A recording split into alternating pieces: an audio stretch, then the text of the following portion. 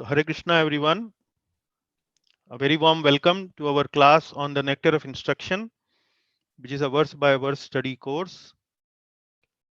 By Lord Krishna's mercy, we have completed 10 classes of this course, and 10 classes we are actually right now in the middle of text number 4.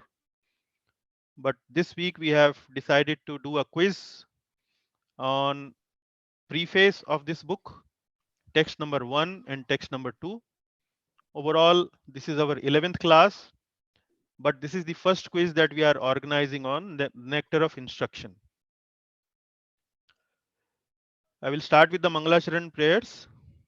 Om Ajnanatimirandhasya Jnananjana Chakshurunmilitam Yena Tasmai Shri Gurave Namaha Sri Chaitanya Manobhishtam Sthapitam Yena Bhutale Swayamarupa Dadati Swapadantikam Vandeham Shri Gurau Shri Yuta Padakamalam Shri Gurun Vaishnavamscha Shri Rupam Sagrajatam Sahagana Raghunathanvitam Tam Sajivam साद्वैतं सावधूतं परिजनसहितं कृष्णचैतन्यदेवं Shri Radha कृष्णपादान् सहगणललिता श्रीविशाखान्वितांश्च हे कृष्ण करुणा सिन्धो दीनबन्धो जगत्पते गोपेश गोपिकान्त राधाकान्त नमोऽस्तुते तप्त कांचन गौरांगी राधे वृंदावनेश्वरी वृषभानुसुते देवी प्रणमामि हरिप्रिये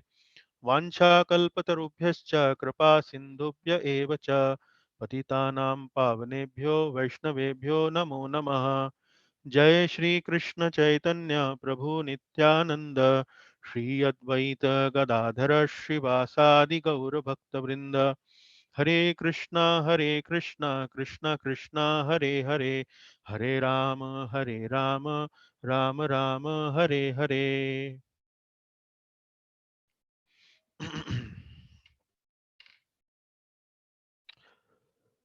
So let us not read the translation today. We will read the translations in our regular classes since we are short of time generally on the quiz class. So I will directly jump to the quiz part. So the quiz has been developed on three sections of this Nectar of Instruction. One is the preface, text number 1 and text number 2. And so I will start with question number 2 because question number 1 was asking about your name and place. So question number 2 is, in all spiritual affairs, one's first duty is to. So this question is coming from the preface. Chant Hare Krishna Mahamantra, control his mind and senses, serve the needy, worship the deity of Lord Krishna. So how are we going to do about the answering? Would you like to raise your hands and then maybe I can give the opportunity to people who raise their hands? So who would like to answer this? Yes, Jivan Prabhu, would you like to answer? Control his mind and senses. Yes, very nice, Prabhuji. So would you like to explain to the class why not A, C, and D? Why only control? The C and D definitely don't rise at all. As far as the chanting Hare Krishna Mahamantra, unless one, controls his mind and senses, the concentration will be not on the Lord. And that becomes an offense. It becomes an offensive chanting. So one should be attentive while doing the chanting, and then he should definitely control his mind and senses. That is one of the explanations I would like to give. Yes, Prabhuji. Very nice. So this Nectar of Instruction book actually is about how to do devotional service. So we understood in our classes that Bhagavad Gita and Ishopanishad is about who is the Supreme Lord and what is the path to attain the Supreme Lord. So that information we get from both Bhagavad Gita and Ishopanishad, that Supreme Lord is Lord Krishna. Although Ishopanishad doesn't answer that question, but he Ishopanishad does answer that the personal form of the Lord is the supreme. That is what Upanishad answer. But Bhagavad Gita clearly we establish who is the supreme Lord, and both Upanishad, Ishopanishad, and Bhagavad Gita also establish what is the path we need to follow for the attainment of Supreme Lord, and that is devotional service, Bhakti Yoga. But how to do Bhakti Yoga has been explained in books like Nectar of Instruction, and after Nectar of Instruction, we are going to read Bhakti Rasamrit Sindhu, Nectar of Devotion. So, how to do devotional service? The fundamental thing is to control the mind and senses. So, any aspirant of spiritual path has to understand the significance of controlling the mind and senses. So, that is the first duty. That is very fundamental to all what we are going to study in Nectar of Instruction. And you see how many classes, so many classes we have spent on understanding what are the vices, what are the virtues, uh, what are the urges of the senses, and so on, right? So, controlling the mind and senses is the right answer. Advancement in Krishna consciousness.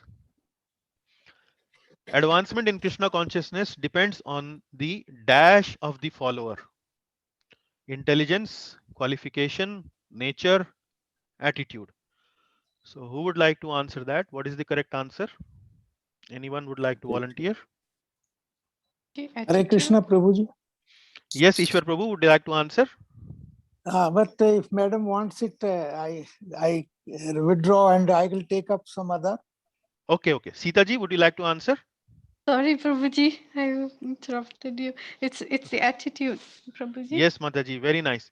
So, would you like to explain to the class why not intelligence, qualification, nature? Why only attitude? Uh, Intelligence is you can acquire, you basically you have it. Qualification is like when you acquire it, and the nature is sometimes like when your basically your nature. But if you don't have the right attitude, if you have intelligence or qualification, it doesn't mean that you are you are in Krishna consciousness. you're right. Right. So you cannot advance, but you need to have the right attitude. So Yeah. otherwise, like no matter how much qualification or intelligence you have, that will not help you to advance. Correct. Correct. That's my So, attitude actually, if you club this one, club this part. I mean, this particular question with the previous question. The previous question is about controlling the mind and the senses. So the attitude has to be that no, I have to control my mind and the senses. That attitude, that inclination has to be there always.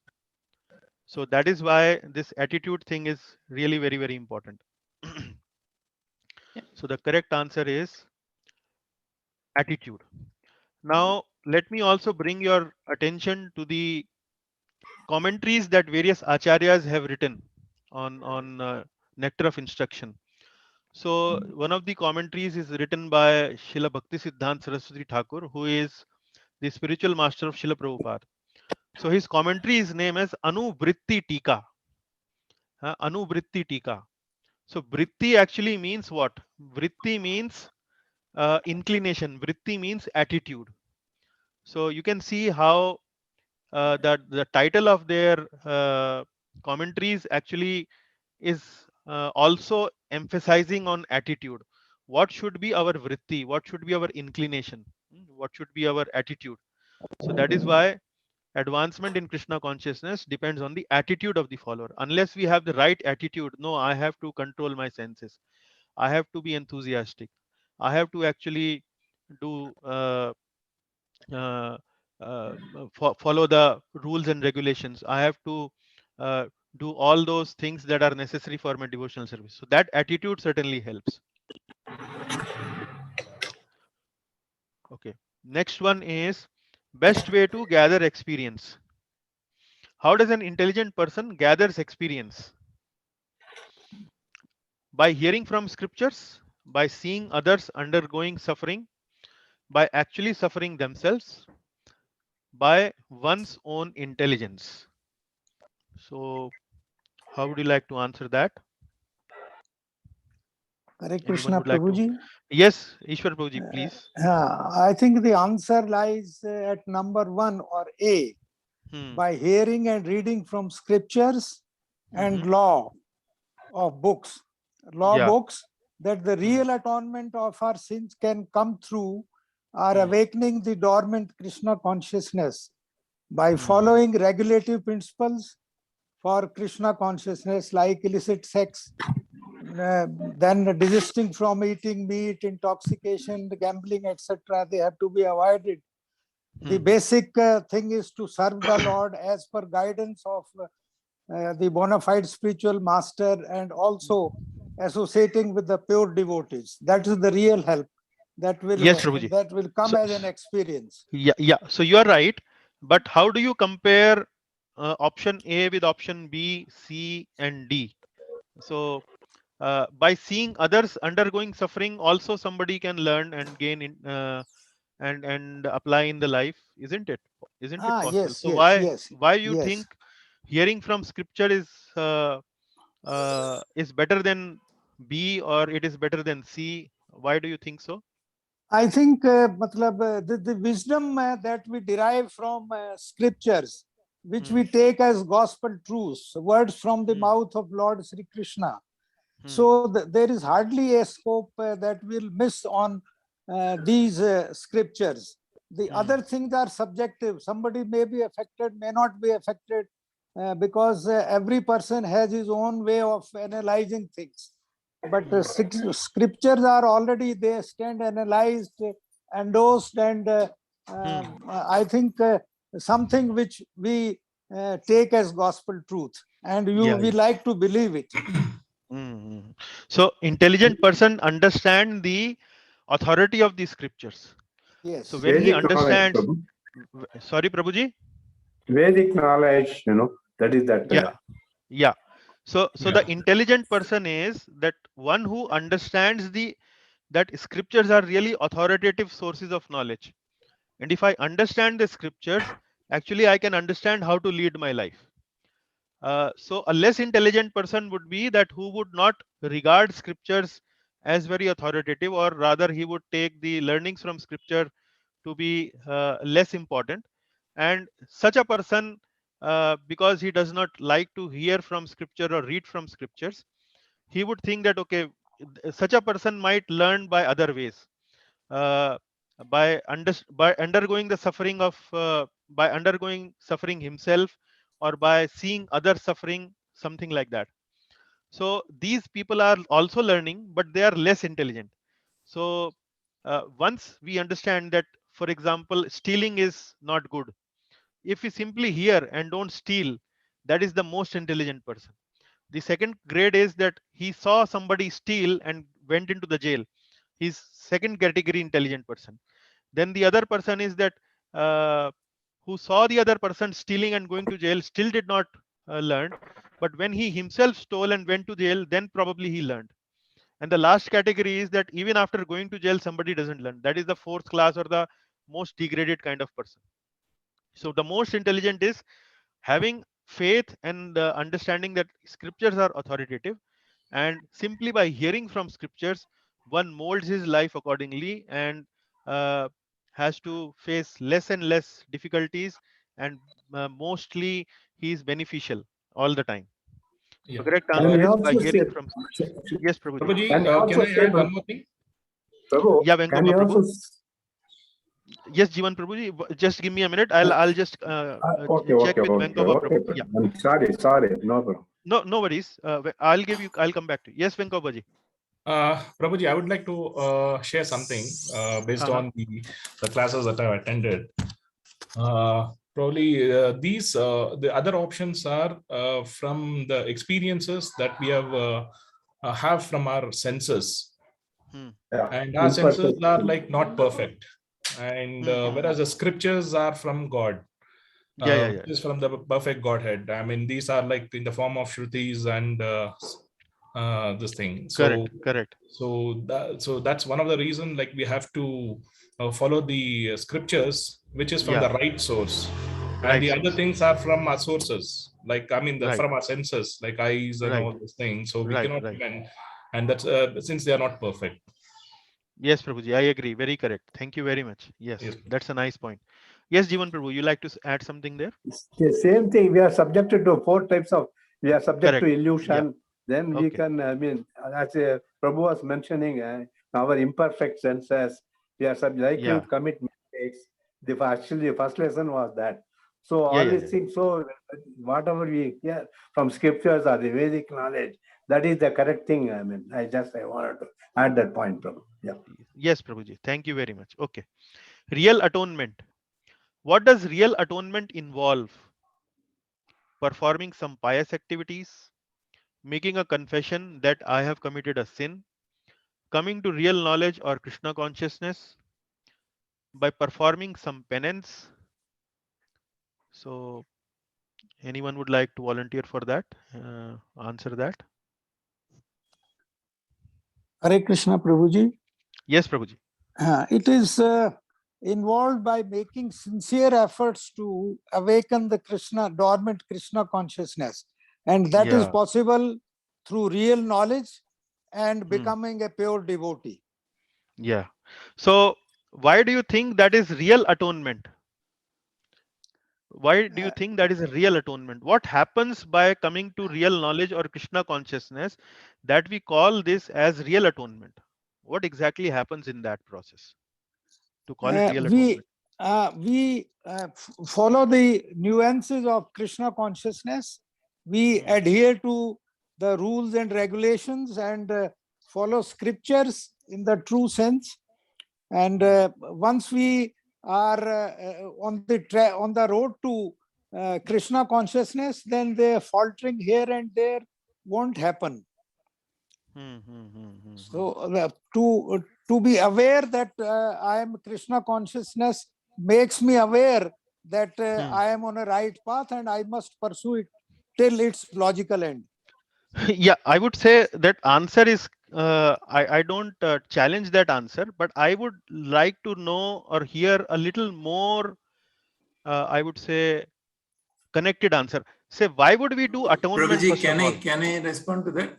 Yes, Prabhuji, Vasudevan Prabhu. Yes, yes. The other methods are not permanent or guaranteed. Other methods are either temporary or short term. But this Krishna consciousness is a permanent and lasting solution to the problem. So what does it do? First of all, we need to establish why do we do atonement? For what we do atonement? What we do atonement for? Why would somebody do atonement? Atonement we are doing because we have committed a sin. Committed a sin. That is very good. Yeah. Very good. Yeah. We have committed a sin. And when we come to real knowledge of Krishna consciousness, what happens? When we come to real knowledge of Krishna consciousness and we surrender to Krishna, then all our sins are cleared by him, and he also makes sure that we don't commit further sins. Yes. So the process of Krishna consciousness is the only powerful method where we can remove our sins from the root. It will be destroyed from the root. Because in Krishna consciousness, what we do is we become conscious of Krishna. We do whatever we do for the pleasure of Krishna. And when we do for the pleasure of Krishna, there is no personal agenda involved. And when there is no selfish motive, there is no personal agenda, we will not do any sin, or we will at least intentionally will not do any sin. And the method of Krishna consciousness is so powerful that it will remove our sins from the root. That is why it is mentioned as real atonement, means coming to real knowledge or Krishna consciousness.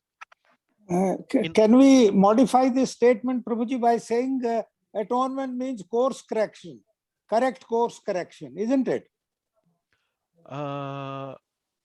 See, atonement, Prabhuji, say when people do, people do sin because of selfishness.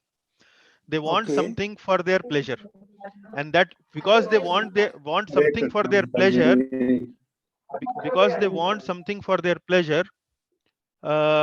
they actually engage into some sinful activity, isn't it? But when we come to Krishna consciousness, we understand that we have to actually work for the pleasure of the Lord.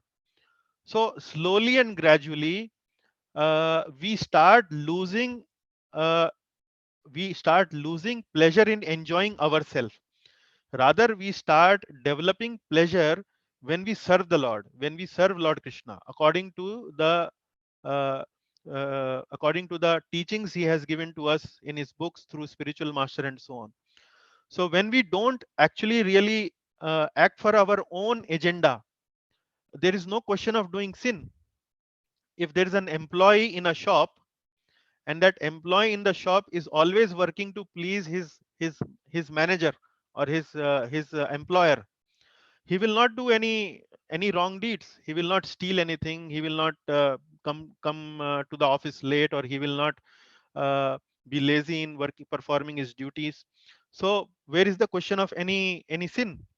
So similarly, if we work on this principle that this whole world belongs to Lord Krishna, we are actually servants of Lord Krishna, we are working for his happiness and pleasure, there is no question of doing any sin, and that is what the real atonement is. So other processes is something like where we try with our endeavor to achieve something for our own some selfish gains. Say for example, the fruitive workers are engaged in gaining something fruitful, some fruits. The gyanis are interested in gaining liberation. The dhyan yogis are interested in achieving siddhis or mystical powers. But Krishna consciousness or devotees are always trying to help and develops this mood that they want to please the Lord. So there is no question of sin there in that case, and that is why that is the real atonement. That when we are on that path, we are actually doing real atonement. So that dynamics we need to understand in this question. It's a little deep to understand. Does that make sense?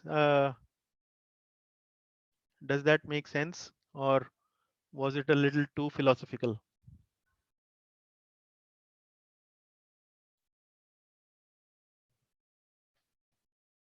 Nobody's answering.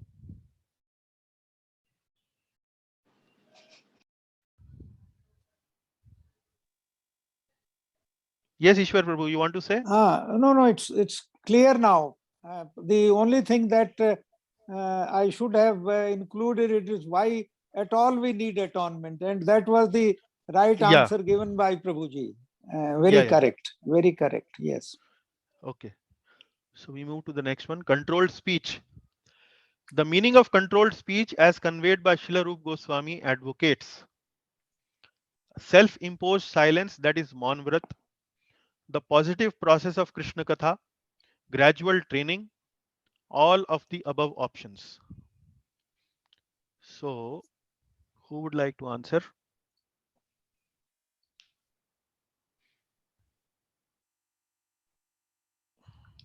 Prabhuji, I can again go for this. Yes, Prabhu. Please. I think the meaning of controlled speech as conveyed by Srila Rupa Goswami is the positive process of Krishna Katha. Krishna Katha. Which means glorifying the name, form, qualities, and pastimes of the Lord. And preaching Krishna Katha also can lead to freedom from pains of cyclic births and deaths. It helps stop restlessness and fickle-mindedness of that means manovega. It also reduces manovega also. And when we are firmly fixed on the lotus feet of the Sri Krishna, naturally we gain what we really want to gain. Yeah, very nice, Prabhuji. And why self-imposed silence, that is Maun Vrat, is not a very good idea? I think that gives a small help, no doubt. But Maun Vrata is insufficient. It is not something which is sort of, you can say that its expansion is very small. The role is small. You cannot have Maun Vrata all the time. It gets broken through reading, writing, books, and all other things. I think it's not very easy to move on that. But any other, Any other limitation of Maun Vrata besides what you just explained?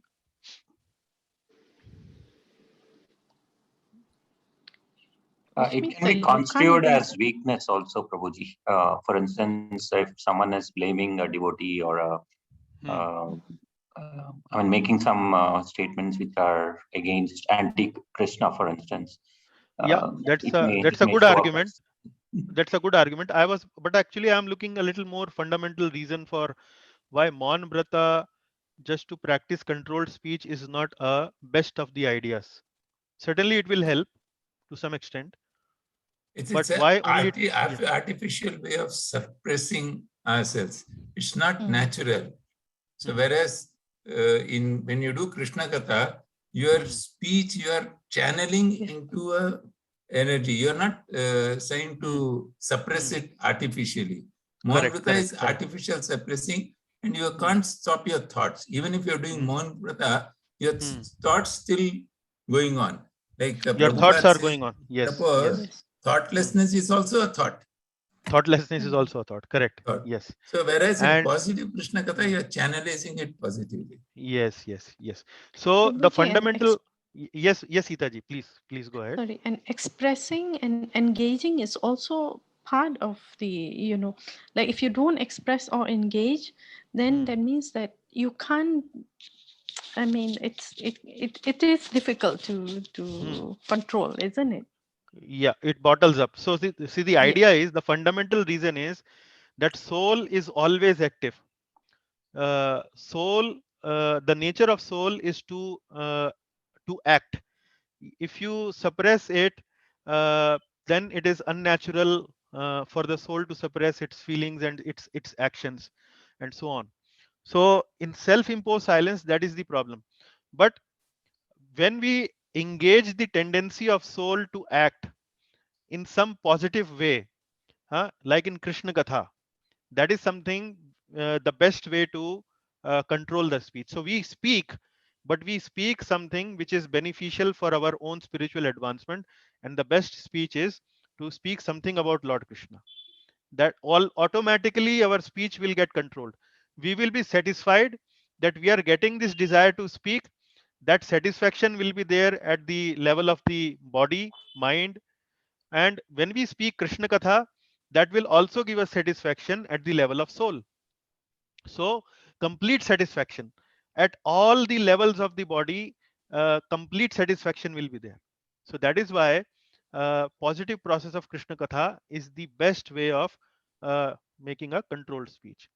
So those are some subtle details are there which we should always try to go and think deeply on all these questions, because unless we think in that kind of a depth, our confidence and conviction on these things will remain only superficial. So I'm very happy that the class is picking up all these points. Thank you very much. Correct answer is positive process of Krishna Katha. Then how control anger? How can we control our anger?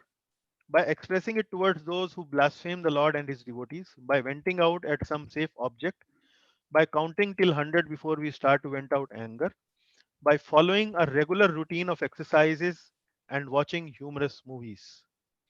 So that should be easy. But again, I would ask the person to explain the answer. So anyone would like to take the opportunity?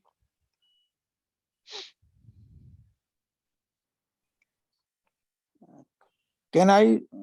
Yes, Prabhuji, please go ahead. I think it's not possible to control anger altogether. That's a fact of life. It can, however, be best controlled or diminished when it is utilized in the service of the Lord. Utilize, that means utilizing anger in the right way. And that is by expressing it towards those who blaspheme or the Lord or the devotees. Though it would be ideal if we are humbler than the grass and more tolerant than the tree. But some amount of anger is necessary to fight against wrongdoers. Correct. Just as Arjuna did it in Mahabharata war, and Hanuman did it against Ravana in Lanka. Correct. So Correct. total control of anger out of question, but it can be put to good use through using it on in the right way. Very And good. that is Very good. what is possible through by expressing it against those who are against Lord or his devotees. Yes, very nice. So very good examples given, like Lord Hanuman used it against Ravana, and Arjuna used it against Duryodhana. So both Duryodhan and Ravana are examples of people who would never learn, who would incorrigible and would go on breaking the rules of the society and dharmic codes to whatever length. They were kind of shameless people. So with such kind of people, sometimes anger is needed, some violence is needed.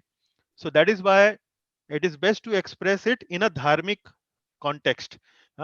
And then we also studied in our classes that it is not something like a license to express anger. Whenever we see something going on wrong, we just simply blast out like that. No, that is also not good. So best way is to regulate our anger in a more controlled way, and we gave you some tips there, that if we think there is a situation where we need to express, we need to actually do it in a much more intelligent way. It should be done in a way that we don't get controlled by the anger, rather we are in control of ourselves, and by proper intelligence, by good amount of thinking intelligently, we need to present our argument logically, intelligently, and that's how we need to uh, assert ourselves. So anger here also means we need to assert ourselves in a intelligent way. Like I mentioned in the classes also, that uh, there was a story of a snake and Narad Muni. And the snake was poisonous and was creating harm to people. Narad Muni said that you should not do like this. So the snake actually became very humble, and everybody started to take advantage of that snake, would throw at stones, would beat him with the stick. So the snake was in a very difficult position. Narad Muni said that he went to his guru. Narad Muni said, see, I am in a very difficult position now. What should I do? So Narad Muni said that I asked you not to bite anyone, but I did not ask you not to show your fangs. So that's what Narad Muni said. So we need to be assertive at times, and that has to be done in a controlled way, in a very intelligent way, in a way that we don't lose control of ourselves. We are always in control, and with logic, arguments, and creativity, we need to deal with the situation. So that's very good. How control urges of belly and tongue? By eating palatable dishes, by eating in restaurants, by eating according to one's own choice, by eating only prasadam, fasting on certain special days. Yes. So anyone other than Ishwar Prabhu? Prabhuji is participating very nicely. Anyone else would like to also register their response, what they have done in their quiz attempts? So number D, Prabhuji. Sitaji is saying only number D. prasadam. Yes, by eating only prasadam, fasting on certain special days. So would you like to explain the class that how eating only prasadam and fasting on certain special days would control the urges of belly and tongue? I think like what it was explained, that you know what you eat is what makes you feel. You know, your thoughts are built made on what you eat. So if you eat prasadam, you get purified, your senses will get purified, your thought will be purified. But if you eat non-prasad food, like that food that is not offered to the Lord, then you know, then it doesn't help you to go into devotion. Okay, so that is about purification, but how does it control the belly and tongue? How does it control the tongue, first of all? How does it control the tongue? By eating prasadam, how do you control the tongue? What is the control of tongue means? It means, does mean that we only The taste. okay. Taste. Very nice. Yeah, sorry. Venkoba Prabhu, very nice. Controlling tongue means controlling taste. So when you eat prasad, how do you control taste?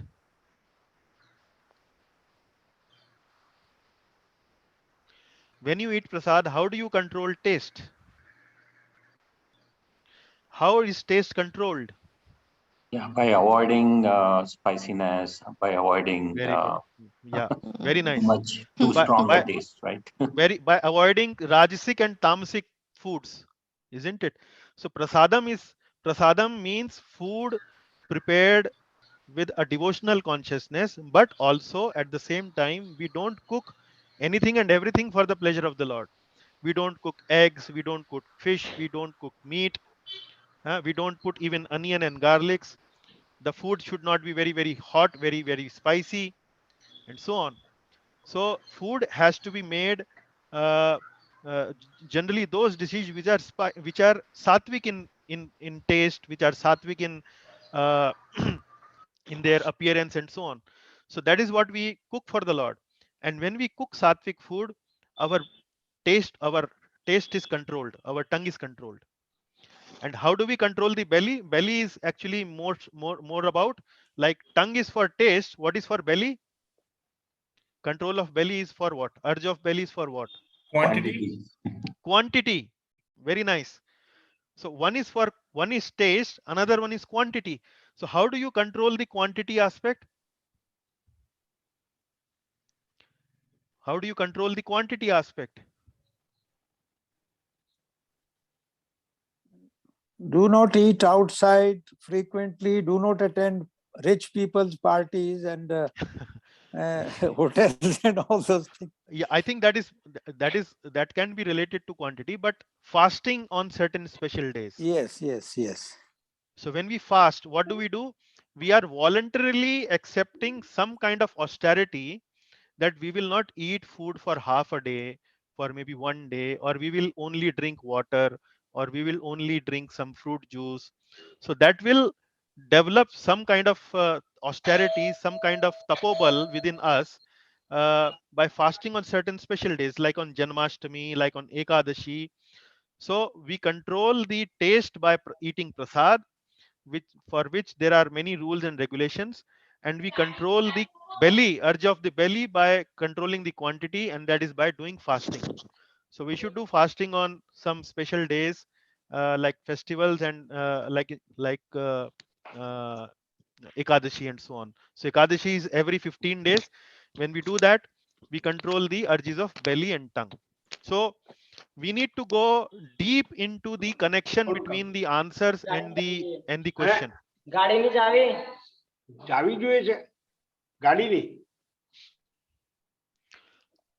I hope you are getting my point, what I'm trying to say. We need to think deeper into these aspects. Yes, Prabhu. Although high level we are giving the answers, and that is very good, but deeply we need to connect what actually we are doing by doing all these activities, by eating only prasad and fasting on certain special days. Okay, let And us go. Yes, thereby involving the blessings of Lord Krishna by certainly, these yes, activities. yes. By these activities, we are always invoking the blessings of the Lord. We are pleasing Him. Yes. We are attracting His mercy. See, that is the best beauty part. That is the best part of all this. Yes, very nice. Control the urges of genitals. How can the urges of genitals be controlled? Controlling the urges of the tongue, controlling the urges of the belly, by begetting Krishna conscious children, all of these. So what is the answer?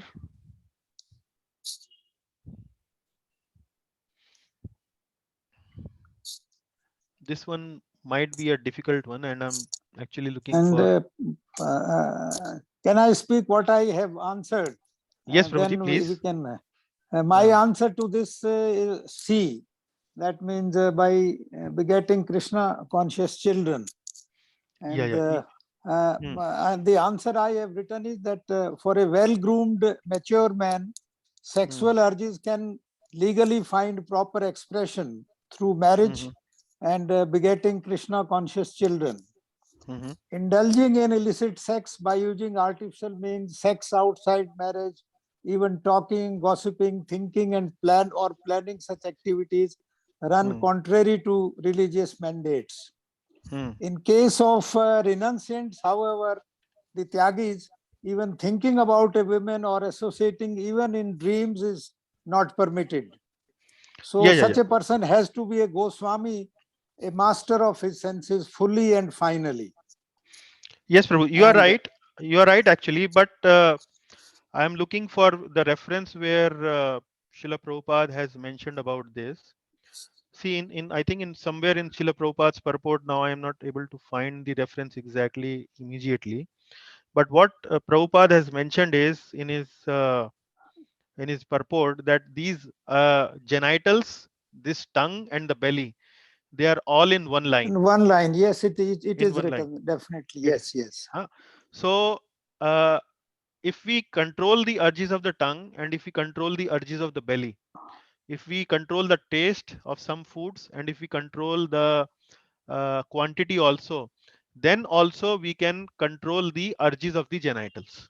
That's true. Like intoxicants or some foods that make you or propel you to indulge in such nonsensical things. And So like, and your tongue, for example, some people are really good at praising women or people, and they want to get some benefit out by using their tongue. So that way, all these things are correct and they are aligned in creating a situation where the genitals can really be under control. Dissuaded. Yes, under control. You can mitigate the urges of the genitals. Yes. Right? So D makes a perfect sense. All the these. So the correct answer is all of these. Yes, Prabhu. Yes, Kishore Prabhu, you want to say something? something? I think there is a verse in Gita which says when desires are not met, it translates into lust and then subsequently into anger. So lust can manifest in the genitals as well. So, correct. Yes, Prabhu. So when you eat food which is rajasic or when you eat food which is tamasic, like Prabhu gave the example of intoxicants. So onion and garlic are also aphrodisiacs. Onion and garlic also actually are conducive to invoke these lusty desires within people. And when you stay away from them, then you can actually control these lusty desires within yourself or within ourselves. So that is why A, B, and C, actually both three are correct answers for this. So good discussion. I appreciate everyone. Three energies of the Lord. One of the three primary energies of the Supreme Personality of Godhead, which among the following is the marginal energy? Bahiranga, Tatastha, Antaranga, and Chaturanga. What is the right answer?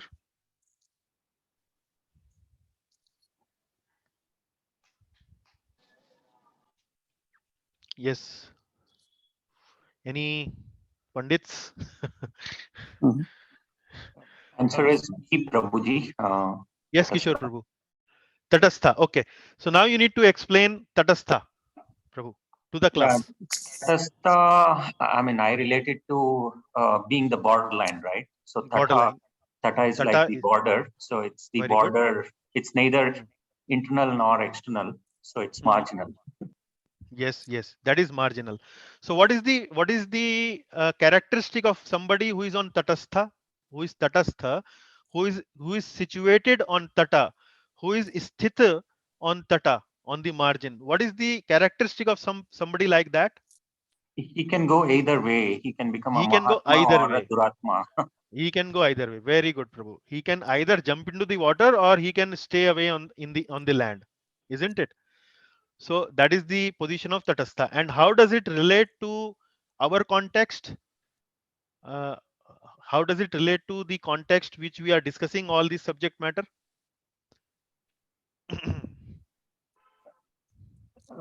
He can move into Krishna consciousness or he can fall from it.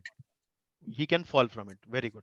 So the living entity has a choice. The soul, which is known as Tatastha Shakti or the marginal energy, has the choice either to choose Krishna or to choose sense gratification. And in this Nectar of Instruction, in the first few texts, what are we talking mainly about? How to control our urges, how to how to remove these vices, isn't it? So the discussion of Tatastha actually has come mainly because Prabhupada wanted to explain that living entity is somebody who can fall either way, either in Krishna consciousness or in sense gratification. So that is where he is explaining these things in some technical or shastrical terms. So he's giving you example that Bahiranga, Tatastha, Antaranga. Now what is Antaranga? What is Antaranga? Antaranga is inner energy or internal energy. Inner energy The or internal internal energy. energy of the Lord. Internal energy of the And what is the characteristic of Antaranga? It's towards God It's towards consciousness. Krishna consciousness. Antaranga means internal potency, Lord's internal energy. So Lord's internal energy is purely spiritual. So purely spiritual energy doesn't get affected by the material energy. It doesn't get affected by material energy. So it is pure. So if the Tatastha Shakti decides to move towards Antaranga, he feels happiness. He feels real happiness. And what is Bahiranga? Bahiranga is external, Prabhuji, and material Bahiranga energy. is Material material energy. energy. Material energy. Material energy. Now, material energy is also known as Bhinna Prakriti. Bhinna Prakriti means, if you read Prabhupada books, he has explained it, separated energy. So, Bhinna Prakriti or separated energy, why does it known as separated energy? Why it is known as separated energy? Because Bahiranga Shakti is actually away from the Lord. It itself does not have the spiritual potency to take the living entity towards the Lord. It will actually act more in a way to degrade the living entity. That is why it is known as external, Bahiranga, or separated. So there is another analogy given in the books of, I think, Srila Jiva Goswami, where he has compared these three energies with an analogy. So he has given the analogy of sun. So how he has explained? So sun has, on the surface of the sun, the fire is very, very hot. The surface of the sun, the fire is very, very hot. Anything that will come in contact with that fire will actually get burnt or will become fire. So that is Antaranga Shakti. So spiritually very, very potent, like the hot fire on the surface of the sun. So that is Antaranga Shakti, internal energy. And then Tatastha Shakti is something like the sun rays. So as these sun rays move away and away from the sun, they become weaker and weaker spiritually. So as the sun rays travel towards the earth and reaches the planet earth, it has become very weak, but it has some heat, it has some potency there. So if it falls on something cold, it loses its potency. If it falls something on hot, it actually it can work there. But then what is Bahiranga? Bahiranga is something like reflection of the sun in the water. So that is how Jiva Goswami has explained these three energies of the Lord. So I think that was the discussion I wanted to have here. And the correct answer is Tatastha. Chaturanga was simply a rhyming word that was designed to confuse the participants. Okay, right philosophy. Human life is meant for dash. Plain living and high thinking, high living and plain thinking, eat, drink and be merry, live and let live. So these are various philosophies of life. So what do you think is the right philosophy for devotees? Anyone now?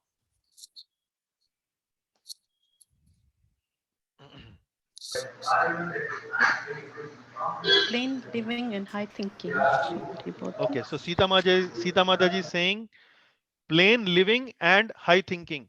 I think. Okay, Mataji, the answer is correct. But how do you connect plain living and high thinking with these concept that we just now discussed? Antaranga, Bahiranga, and Tatastha. How do you connect this concept of plain living and high thinking? Can you connect the both the concepts? Both the concepts come in text number 2 of Nectar of Instruction. दोनों चीजें जो आती हैं, first of all in text number 2, Prabhupada opens text number 2 by explaining 3 energies of the Lord, and then he I think that's how he does it. Let me just check. Yeah, sorry. So Prabhupada in his purport opens the purport by first of all saying human life is meant for plain living and high thinking, and immediately after that he introduces this concept of Antaranga Shakti, Tatastha Shakti, and Bahiranga Shakti. So how to understand, how to connect this plain living and high thinking with Tatastha, Bahiranga, and Antaranga? What does it mean? Is it to me to connect for higher purpose in life, right? And it also means that we are, if we are unable, and also he talks about the 6 urges, right? And we start in, and if we are not able to control the 6 urges, he mentioned, I remember briefly, Prabhu, that the 6 urges will start to creep in, and which is harmful for the bhaktis. Mataji, okay. No, I'm looking for a specific answer. What is the connection between plain living and high thinking with this concept of Bahiranga, Antaranga, and Tatastha Shakti? These two things Prabhupada in the purport has written at the same place. So there is a connection between the two thoughts, two threads. And I like to understand from the class what exactly is that. That is important to understand. We should read Prabhupada books with lot of reflection, with lot of deep analysis. Why this line and why this line? What exactly? Why he actually is writing this thing in this purport? Always try to go deep and try to think deep. So, Prabhuji, can I attempt? Yes, Prabhu, yes. This, see, the humans, we are in between. We are that marginal energy.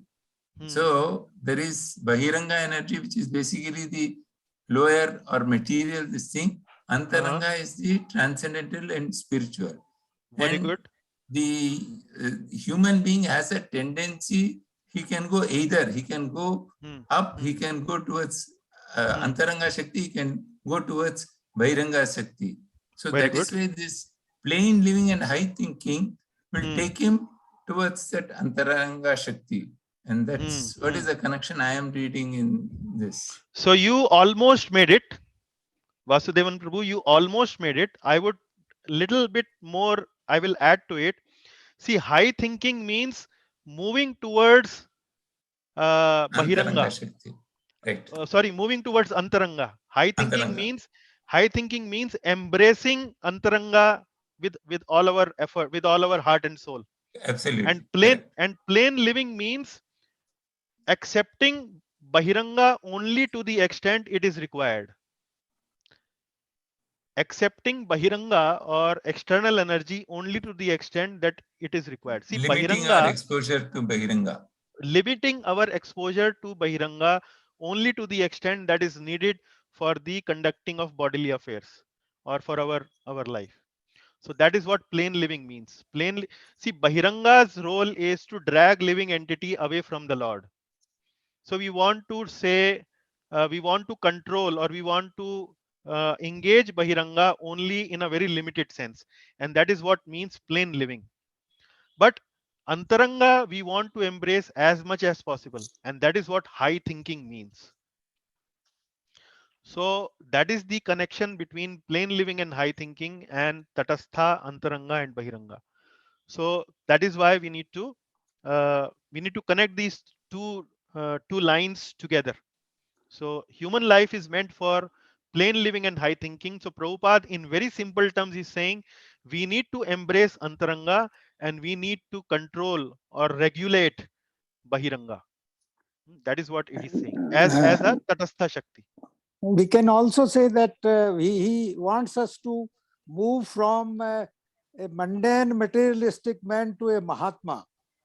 And that is what really is meant for plain living and high thinking. Correct, Prabhu. Yes. Yeah, you're right. I agree with that. That description is also nice. Atyahar, what's wrong with it? It makes people forgetful about their real purpose of life. It creates imbalance within society. It ruins the health of an individual. It creates political instability within society. So what's the right answer?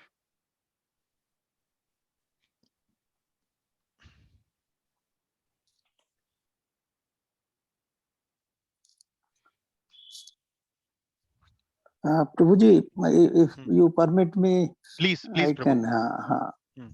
I think my answer is that which I have conveyed to you is A.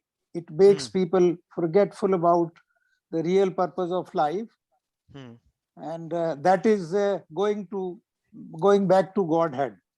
Yeah. The place where we really belong to, being the spirit souls and part of the Lord. That is where we need to go. That should be the aim. And amongst the 6 voices, Atyahara is the most potent and considered mother of all voices. All starts from here. That entangles the living beings in the tentacles of materialism, leading to sufferings through pains of cyclic births, deaths, disease, and old age, etc. Yeah. So, but Prabhuji, I'll just interrupt you in between. I just want to check with you. What is wrong with B, C, and D? Can Atyahara not cause imbalance within society? Yes, definitely. Yes. And ruin the health of an individual? Yes, these are interrelated also. So, if we take that, definitely Atyahara would definitely create imbalance, and it also creates, I think, it ruins the health of an individual if he is on to Atyahara in eating naturally. And all other things are subordinate to that thing also. So why did you choose A? Because that is the basic. That is the basic. So the question is about fundamentally. The question actually is, what is fundamentally wrong with Atyahara? Fundamentally wrong is that through all these A, B, C, D, everything, it contributes towards forgetfulness. Yes. It is playing a negative role. Yeah. But so basically, the real thing that is taking us away from our path, which is making us forgetful, I think that I take as most fundamental. Yeah. Yes. The Jivan Prabhu, you want to say something? Is it from the, can we say also the Ishavasya principle, wherein, whatever, everything belongs to God, and we have to share it. And actually, option A is Ishavasya principle only. So that is what I wanted to. Yeah. I wanted to add an additional point. Right. No, that is correct. So see, the point I wanted to make was that all 4 actually are the products of Atyahar. But fundamentally, how does it start is when people forget about the real purpose of life, then all these imbalances within society, health of an individual, political instability within society, all this is the byproduct of this first one, forgetful about the real purpose of life. So that is why I just now engaged you in that discussion. So the correct answer here is A. Prayas is, which of the following are true about prayas? So now this is a multiple choice question, really, where more than one option is correct. It leaves us with no time for spiritual pursuits. It can create imbalance even in our material life, profession, and family. It gives rise to capitalism and communism and ultimately political instability. It gives rise to complex lifestyle, migration of families, complex ways of working, etc. So what is these are the 4 options. Which one is true about prayas? All options are correct, Prabhu. All options are correct. So that is very correct. Very nice answer. So we will not find any time for spiritual activities, and even our material life. If we engage, maybe if we are more towards our professional life, then our work life will be or our family life will be ruined. So not only in spiritual parlance, but also in material life also, too much endeavor in some part of in some direction of life actually can create imbalance. And capitalism and communism, that is also about prayas. So capitalism means they start to exploit others. Communism means they want to equal distribution, but they commit mistake in distributing things properly, and that is why ultimately political instability is there. And complex lifestyle, so in order to earn more and more, people migrate from one place to another. They actually, these days you may see that people will travel for 2 hours, 3 hours in a day, 4 hours in a day, just to go to their workplace. So life has become very, very complicated. Now if people are spending most of their life in traveling and working, where is the time for spiritual pursuits?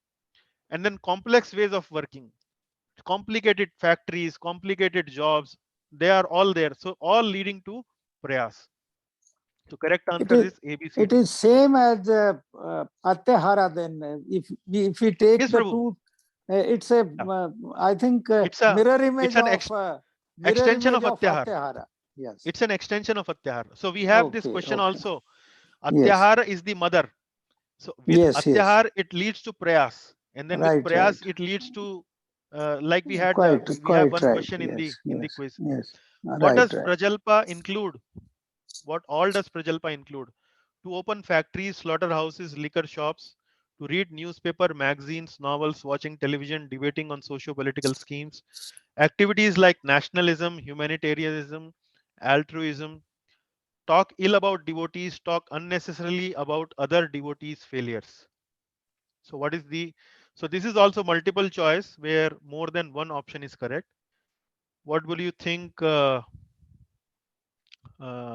what is the class opinion on the correct answer? I think Yes, Prabhu. the answer given by me to you is B and D. And Yeah, I think you're right. if we include these activities like nationalism, humanitarianism, because That is not excessive Prajalpa. talking. Yeah, that is not So, Prajalpa actually. That is yes, something yes, other. right, That is right. something else. That is So not B talking. and That is D not. make sense. Yes. Yeah, that is not something about talking. Talking is Yes, something yes. newspaper, magazines, watching Right, right. television, Yes, debating yes, on yes. socio-political schemes like that. Right, right, right. So this is option B is actually mentioned in Srila Prabhupada's purport. Option D is something which we discussed in our class. Yes. So D is something about talking ill about devotees. Ill about devotees could be blaspheming them uh, or criticizing them like that. And then there was another thing, gossiping. And gossiping is mostly about when some other devotees have committed some failure. Because spiritual life is all about sadhana, regulating our lifestyle. And many times we falter or we commit mistakes in that. We sometimes fail also. But if we make other failures a talk of or a topic of discussion or a topic of gossip, that actually doesn't help. That kind of gossip or that kind of a mindset in a devotee's mind actually is very, very detrimental to our own devotional life. So rather than talking ill about other failures, we should focus more on our own Krishna consciousness, and if not possible, best is that we support other devotees when they fail. We encourage them. We don't talk or we don't make fun of their failures. But at the least, I would say, we don't talk about them. We continue to focus on our own bhakti, and that's how we should deal with it. Niyam agraha. What does niyam agraha mean? Too much attachment to rules without understanding the principle, whimsically neglecting the rules, considering them not important. Both A and B, neither A nor B. I think that should be easy. Anyone would like to attempt that? Both A and B, Prabhu. Both A and B. So very nice, Jeevan Prabhuji. So Yeah. we explained that. Would you like to explain that to the class, Prabhu? The two meanings of word agraha and agraha. So what does agraha means? Niyam agraha. niyam plus agraha. Another one is called nema agraha. So suppose somebody wants to too much attachment to rules without understanding the principles, that is coming. This is called knowing Agraha. the purpose of that. That is called niyama agraha. Agraha. And Very good. simply whimsically neglecting the rules or rejecting the rules, that is called niyama agraha. So, Agraha. agraha. Yes, very good. Niyama agraha. Yes. Without, so both the things are there. So I selected both A and B. Very good, Prabhuji. So see, the point is, when you write niyam agraha in Sanskrit or in Hindi, using Hindi script, so if you do the sandhi means sandhi viched means separate them. So both, so this can be, the sandhi viched can be done in two ways. Niyam plus agraha. Now agraha means here a is a for anar. Then the second one would be niyam plus agraha. Now here a is a for am. So there are two possible ways where you can do the sandhi viched, where you can separate them. So both, when you do the sandhi of both these things, the final word would be niyam agraha. But when you say agraha, niyam plus agraha means too much attachment. Like when you offer somebody some food and you are doing too much agraha, please eat, please drink this, please take this. You are doing a lot of agraha. So that means you are making too much attachment to the rules, too much attachment about the niyamas. That is called niyam agraha. And agraha here means, graha comes from grahan. Grahan means accepting, and agraha means not accepting. So that it means neglecting the rules, not accepting the rules. So that is how the two meanings of the word niyam agraha comes. So Prabhuji gave a very good answer, both A and B. 16th is, what basically happens when we associate. So now we are coming to the very important topic of association. What basically happens when we associate? We develop desires, we develop anger, we develop knowledge, we develop enthusiasm.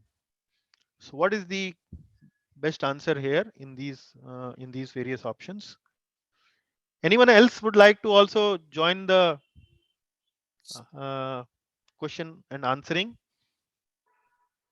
Others who have not answered so far, would you like to share your opinion?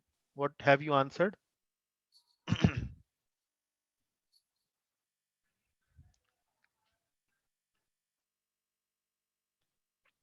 Okay, then maybe the active ones can come back. We develop enthusiasm.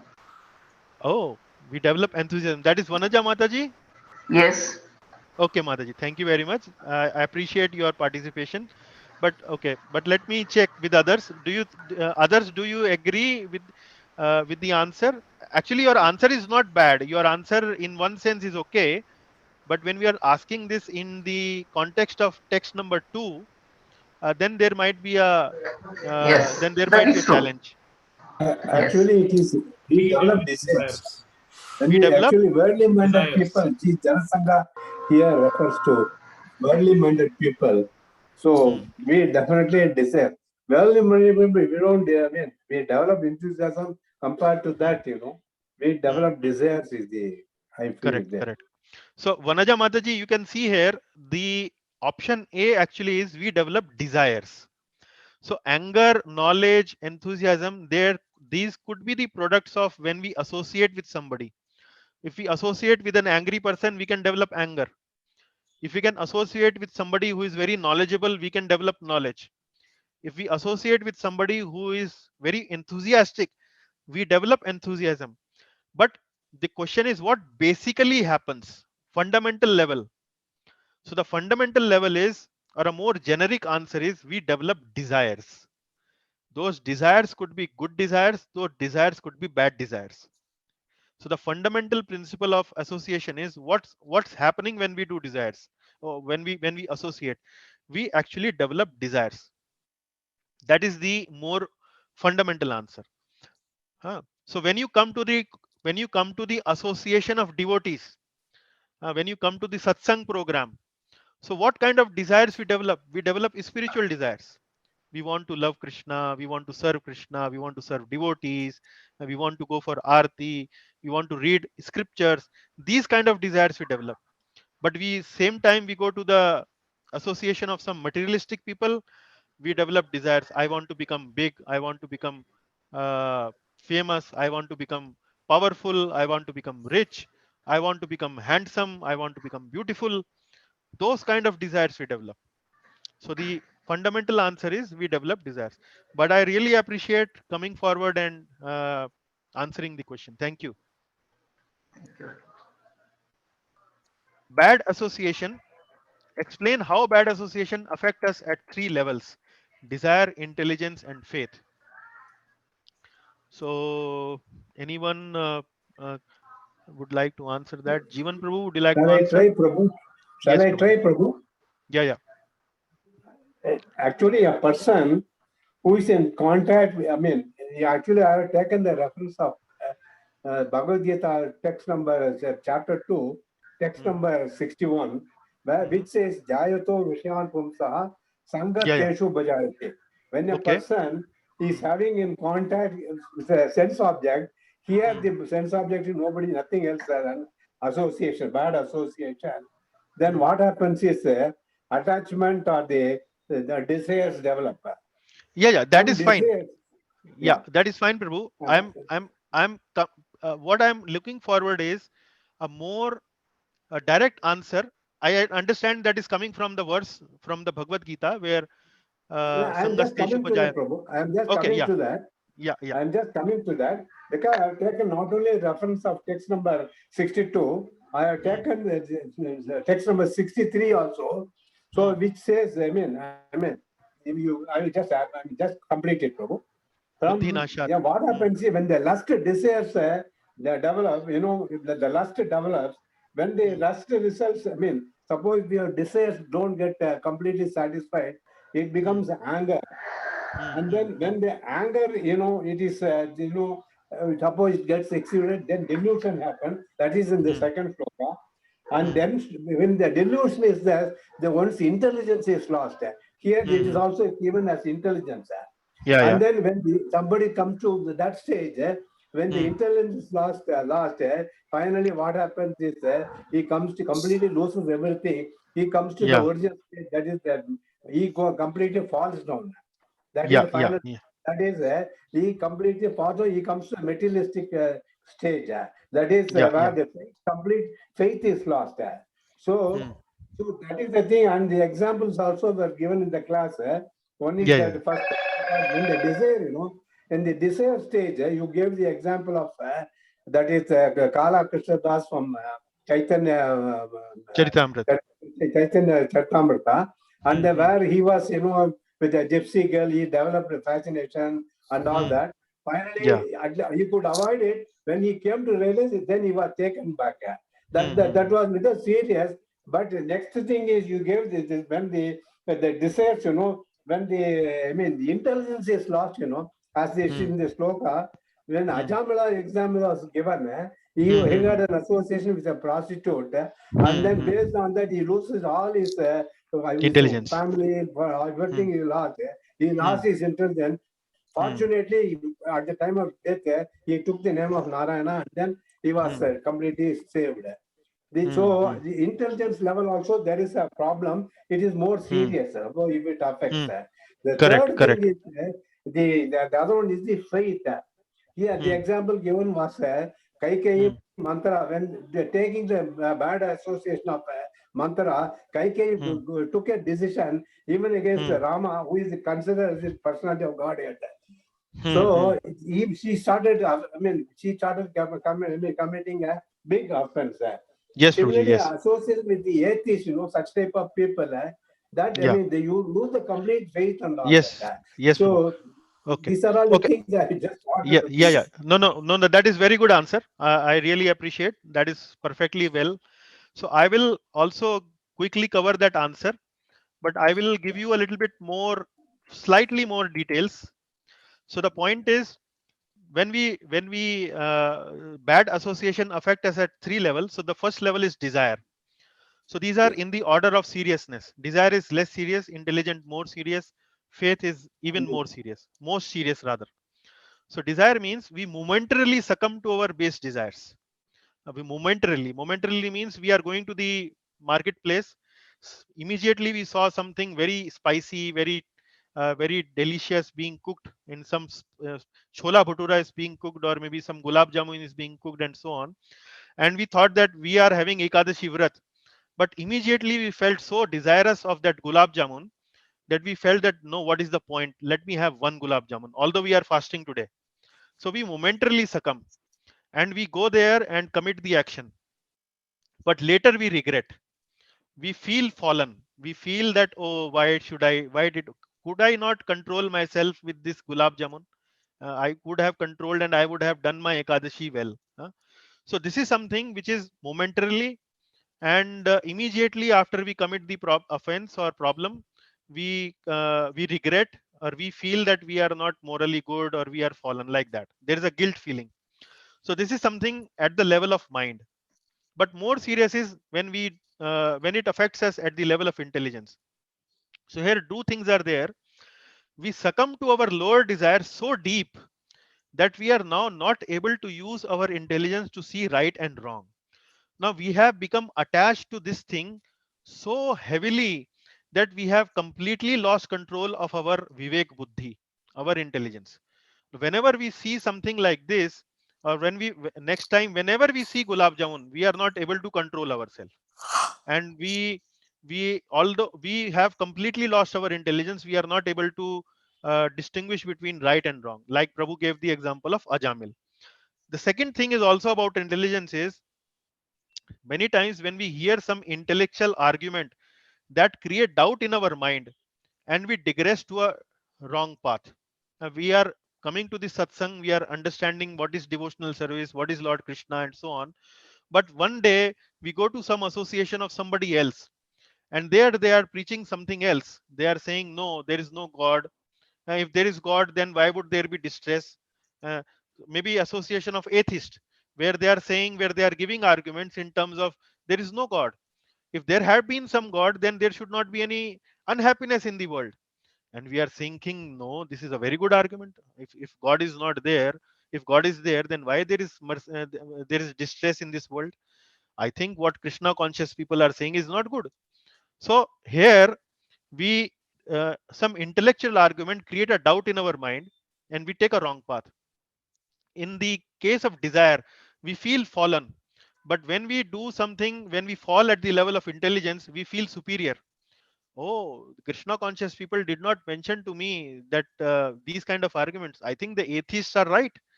These Krishna conscious people are not giving me the right argument. They don't understand what these people are saying, and we feel superior. We feel that we are more intelligent, and this way it works at the level of intelligence. The final argument is at the level of faith. At the level of faith, our confidence in the philosophy, process, and the goal of life is shaken. Ultimately, when the bad association actually degrade our faith, now we are now not confident about our philosophy, our process, the process of bhakti yoga, or process of Krishna is the goal of our life. That faith is shaken. So whatever these Krishna conscious people are saying is completely bogus. And this is simply they are making up things. Simply they are picking up some books and they are making some theory and they are doing something like that. Now, at the level of heart, at the level of emotion, we are being challenged by the bad association. So faith is even more serious. Like Prabhu gave the example of Kekai. When she heard from Manthara, her faith in the Supreme Personality of Godhead Ram was completely lost. So that is bad association at work. More, which of the following is correct about phenomena of association? More than one option is correct. Association is said to happen when there is an emotional exchange involved. Association does not happen just because there is a physical proximity with someone. Association enhances the effectiveness to achieve the desired goal smoother and faster. Association leads to attachment and vice versa. So what is the correct answer? Yes, Ishwar Prabhu would like to try? Or okay, Pradeep Prabhu, let me give the opportunity to Pradeep Prabhu. Yes, Prabhuji. Yeah. I selected A, C, and D are correct. B is not right. B is not right. Okay. So I would say that you are right in A, C, and D. But what about B? Anyone have a different opinion about B? Option B. So Pradeep Prabhu says option B is not right. Anyone else would like to share their opinion on option B? I think all the four are correct. All the four are correct. Okay. So how would you explain to Pradeep Prabhu, Ishwarji, association does not happen just because there is a physical proximity with someone? Yes, because association needs certain fundamental changes, like the one we have already talked about. It needs desire, then there is a attachment, and then there are emotions and all these. So, Correct. Just sitting with a person does not make that you are associated with him. We are on a bus stand or railway station, we associate with fellow passengers, but there is hardly any association. There is hardly any or if emotional at all exchange. it is there, it's a very temporary, but very superficial. Very good. Of hardly of any consequence. Yeah. So Pradeep Prabhu, does that explain it to you? I understand now. I think now I understand very well that it should be right, you know. Yeah. So simply embracing somebody without emotionally attaching to them or emotionally getting involved with the other person, the association doesn't begin. Association begins when you share your emotion, you express liking or disliking, like something like that. So it becomes association also enhance the effectiveness. So when three people enjoy something, that enjoyment enhances. And also association lead to attachment, and attachment lead to association. Cricket, somebody who likes to play cricket, when he goes to the company of people who likes to play cricket, he becomes even more attached to cricket. And he becomes more attached to cricket means he now like to go to this kind of association more and more. So this is I would say synergistic. Association and attachment are synergy. So A, B, C, D all are correct. Laulyam.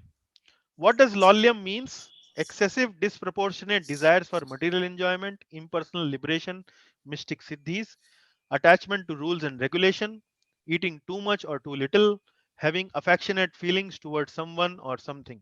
So right answer. Yes, Ishwar Prabhu, can you answer that also? It is A.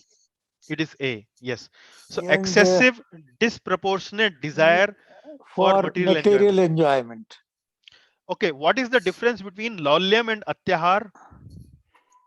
I think if we, in general terms, they may be coinciding towards greed, but I think it's a difference of perception.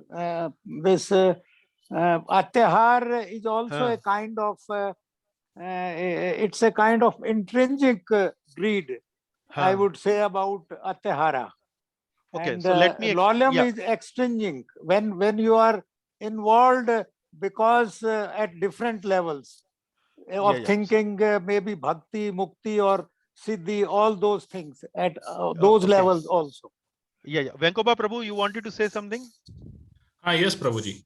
Yeah. The basic difference in atyahar and laulyam is, in atyahar it is the source is from within ourselves, which originates with our mind, our thoughts. It is intrinsic. Whereas in laulyam, it is based on the external influence, the factors that we are associated externally. So because of that, the greed starts. So you are right. See, the laulyam, atyahar is more intrinsic, but laulyam actually is more excessive. The difference is in degree. Excessive disproportionate desire. So atyahar, the desire would still be there, but not disproportionate nor excessive. For material enjoyment, impersonal liberation, mystic siddhis. So that is what laulyam means. Laulyam actually, what does laulyam do?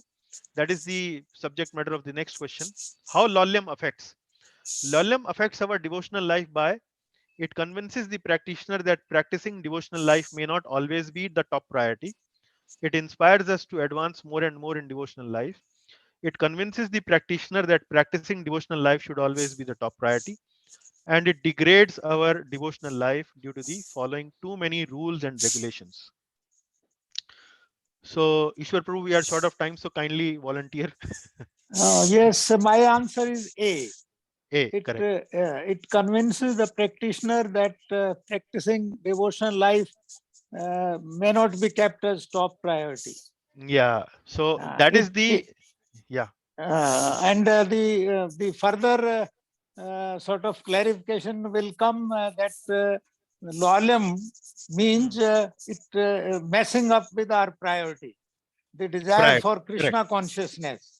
Correct. And it acts in a very subtle and gradual way. Very subtle. It acts through Maya. Subtle. Maya, correct. It lays very a trap that do other things besides bhakti. Krishna not a top priority. And it redresses higher taste for Krishna bhakti, drags to us towards materialism. Correct. We develop more taste for lower taste for bhakti. So in the end, we need a course correction and then adjustment to set our sails as we voyage to cross over.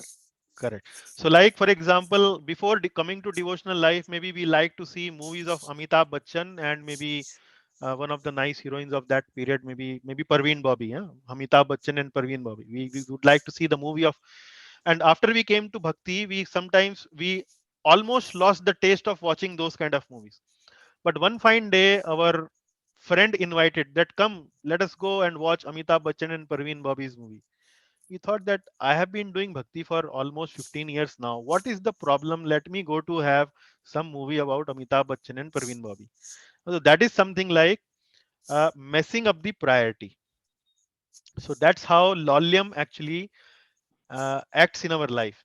Now we left our sadhana and we want to watch the movie. So that is called loyalm. How does loyalm affects our devotional life? It messes with our priority. Krishna Bhakti is not our top priority, but other things are take precedence or take priority over Krishna Bhakti. So very nicely explained. Correct answer is A. Atyahara, root cause of all other vices. Explain in your own words how Atyahara is the root cause of all other 5 vices mentioned in text number 2. So I will not. Okay, Pradeep Prabhu is answering, so I will take it from Pradeep Prabhu. All right. Yes, Prabhuji. This is the answer I wrote down. Yes, Overeating, collecting too much, lacking interest in devotional activities, idle talking, neglect of rules and regulations, association with worldly minded people, greedy for mundane achievements. I'm sorry. Yeah. But how it is Atyahara is root cause of all these things? That dynamics you need to explain. Yeah, right. The reason I wrote down, because Atyahara is the one that doing this, because there are 6 virtues that Atyahara is doing it to the human being. Yeah. Am I right? Okay. I think yes, Jivan Prabhu, please go ahead. Yeah. Atyahara is the mother of all the vices. Atyahara is means over collecting, which means over endeavor, which means prayasa. So Atyahara from Atyahara prayasa. That is more money, more fame, more name, etc. When more you do that, you get in touch with materialistic minded people. That is Janasanga. And when you get in association with Janasanga, that leads to idle, mundane talks, worldly minded people. You get into idle, mundane talks, gossip, etc. That means prajalpa. I'm just simplifying the answer. Then these materialistic minded people maybe sometimes following the rules without knowing the purpose and only for the sake of following, that is niyama agraha. And then they may be following or they may be rejecting or neglecting the rules whimsically. That is niyama agraha. So this is In the material-minded people also, we may not find people who are really satisfied, santushta, always hankering for more money, more power, more prestige, etc., which means laulyam or greed. Laulyam, So excessive all the things are disproportion. covered. Yeah. So Atyara is the mother of all vices. So Pradeep Thank ji, you. does that answer? I understand. Okay. Yes, Yes, yes. Prabhuji. Okay. So that is very nice, and I'm really very happy. I'm really feeling very satisfied as a teacher that very nice answers, very deeply you have answered. I have challenged many places, and many times, most of the times, class have been able to answer it. So I'm very glad and grateful. So the next part is verse memorization. I would, since we are already running more than our scheduled time, I would say that text number 1 and text number 2 are the verses which I wanted you to remember. So vacho vegam manasah krodho vegam jivha vegam udaropastha vegam etan vegan yo vishahet dhiraha sarvam api mam prishvim sashishyat. So text number 1 is very important. Similarly, text number 2, अत्याहारः प्रयासश्च प्रजल्पो नियमाग्रह जनसंगश्च लौल्यं च षड्भिर्भक्तिर विनश्यति. So in the ISKCON board of exams, Bhakti Shastri courses are there, and in Bhakti Shastri course, text number 1, 2, 3, and 4, all 4 verses are to be memorized. Memorized. That is there. Yeah. So what we need to do, what I'm asking devotees, is to remember at least these first 2 verses for the next quiz, which will be based on text number 3 and text number 4. I would request devotees to memorize text number 3 and text number 4. So if you memorize them, they will be really good assets for you to reflect upon in your time when you are reflective, when you are thinking about devotional life, you are paying some attention towards your devotional life, and you sometimes these verses, when they come back into our memory, actually they give a lot of realization. So request the devotees to kindly memorize these 2 verses. Okay, so we are not taking the memorization part here in this class, but leave it to you as a homework or home assignment. So I hope you will do that. So with that, like to take your feedback. How do you think the class was? Did you find the revision in the form of a quiz good? Deepened your understanding and revised whatever we have studied? Was it useful, beneficial? Yes, yes. Okay, good. Very much useful, Prabhu. Very much useful. That is very nice Very to hear much. that. Yes. Okay, Vanja Mataji, I appreciate your participation as well. Thank you. So with that, I would like to conclude the class. All glories to Sri Updeshamrit, all glories to Srila Prabhupada, all glories to Srila Rupa Goswami, and thanks a lot for joining and actively participating in the discussion. Really appreciate. Thank you. Thank you, Prabhu. Thank you. Hare Thank you, Krishna. Thank you, sisters. Prabhuji. Hare Hare Krishna. Krishna. Thank you, Prabhuji. Hare Thank you. Krishna. Hare Krishna. Thank you, Hare ji. Krishna. Prabhuji. Hare Krishna, Hare Prabhuji. Hare Krishna. Krishna. Hare Krishna, Prabhu. Thank you, Prabhu. Yes. Hare Krishna, Prabhu. Thank you, Anuradha Mataji. Thank you. Okay.